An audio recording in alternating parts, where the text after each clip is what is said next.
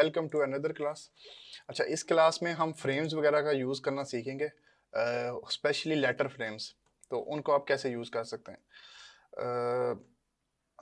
यहाँ पर आप सबसे पहले आप अपने एलिमेंट्स पे क्लिक करें तो आपको नीचे जाएं तो आपको यहाँ पे फ्रेम्स मिल जाएंगे।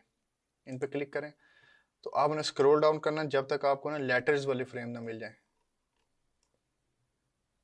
ये ABCDEFG वाले। तो समझ लें मैं यहाँ पे लिखना चाह रहा हूँ कैट, तो नॉर्मल कैट हम इस तरह लिखेंगे। समझ लें हम इस कैट को ना भी बनाएंगे, ये मैंने कैट लिख लिया।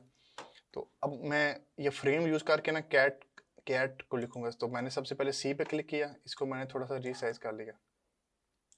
उसके बाद ए, और ए को भी मैंने थोड़ा रीसाइज कर लिया। उसके बाद हमारे पास आ गया टी, तो टी को भी मैंने रीसाइज कर लिया। तो ये मेरे पास 3 लेटर आ गए CAT। मैं बैकग्राउंड थोड़ा सा डार्क कर देता हूँ ताकि आपको नजर आए। बैकग्राउंड डार्क और टेक्स्ट को वाइट कर देता हूँ। तो CAT, अब मैं चाह रहा हूँ कि सी के अंदर भी कैट्स की इमेज हो, ए के अंदर भी कैट्स की इमेज हो और टी के अंदर भी कैट्स की इमेजेस हो। तो एलिमेंट्स पे आए हम वापस, हमने यहाँ पे सर्च किया कैट, और यहाँ से हम फोटोज पे चले गए। तो यहाँ से हमने पहले एक इस इमेज को ड्रॉप किया कैनवस पे। अच्छा, कैनवा ने ना ये कुछ सेटिंग की हुई है, तो अगर तो आप डायरेक्ट बैकग्राउंड पे ड्रॉप करेंगे तो वो बैकग्राउंड को रिप्लेस कर देगी इमेज। अगर आप उस टेक्स्ट या अगर आपने कोई फ्रेम रखा उसके अंदर ड्रॉप करेंगे ना तो वो उस फ्रेम को रिप्लेस कर देगी। अगर आप चाहते हैं सिर्फ कैनवस पे आए और किसी जगह फिक्स ना हो तो आपने सिर्फ वन टाइम क्लिक करना है। अब मैं इसको चाह रहा हूँ सी के अंदर डालने के, तो मैंने उठाना है और इसके सी के अंदर ड्रॉप करना है। तो ये मेरे पास सी में ना, अगर आप इसको डबल या ट्रिपल क्लिक करेंगे तो आप इसको रीसाइज कर सकते हैं। इसके बाद ए के अंदर भी मैंने कोई इमेज डालनी, तो मैं ये इस इमेज को ना ड्रॉप सीधा ए के अंदर कर रहा हूँ। और फिर हमारे पास आ गई टी, तो टी के अंदर भी मैं इस इमेज को सीधा ड्रॉप कर रहा हूँ। आपने अगर इस इमेज को थोड़ा सा सेट करना है ना तो आप इस पर डबल क्लिक करेंगे तो आप ये ना इस इमेज को आप लेफ्ट राइट पे सेट कर सकते हैं। तो ये अभी हम अगर बैकग्राउंड का कलर वापस वाइट कर लें तो फिर आपको नजर आएगा ये CAT। अब आप इस पे इफेक्ट्स में जाके या एडिट करके आप इस पे शेडोज भी डाल सकते हैं या आप फिल्टर भी डाल सकते हैं, डिफरेंट आपके सामने है यहाँ पे लेफ्ट पे। तो ये एक सिंपल था कि फ्रेम कैसे यूज करना है। अब हम इस फ्रेम से वैसे ना एक डोनट का बनाने की कोशिश करते हैं।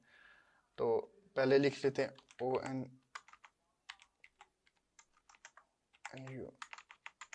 ONUT, पीछे D बच गया।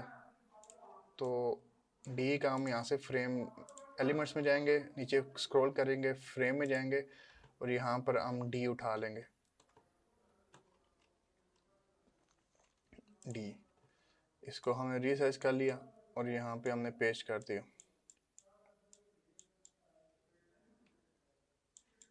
अब हमने एक डोनट की इमेज उठानी है, तो हमने एलिमेंट्स में जाए, डोनट टाइप सर्च बार में टाइप किया और हम ग्राफिक्स भी वैसे ठीक लग रहा है, मैं एक ड्रॉप करके देख लेता हूँ।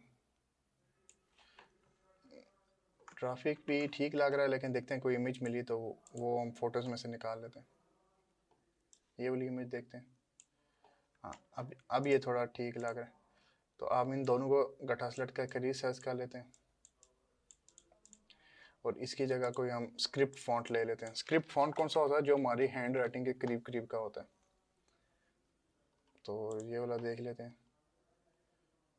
हाँ, ये वैसे ठीक लग रहा है। तो ये करके आप इस कैट के टेक्स्ट को डिलीट कर दें। तो ये आपको समझ आ गई कि आपने इस फ्रेम को कैसे यूज़ करना है। इसका कलर बेशक आप लाइट ब्राउन कर दें इमेज में से और इसको रीसाइज कर दें। ये आपको मैंने एक समझाने के लिए बना दिया कि कैट वाले में कैसे हमने इमेजेस प्लेस किए। फिर हमारे पास अभी डोनट है, तो इस डोनट में हमने कैसे इमेजेस प्लेस की।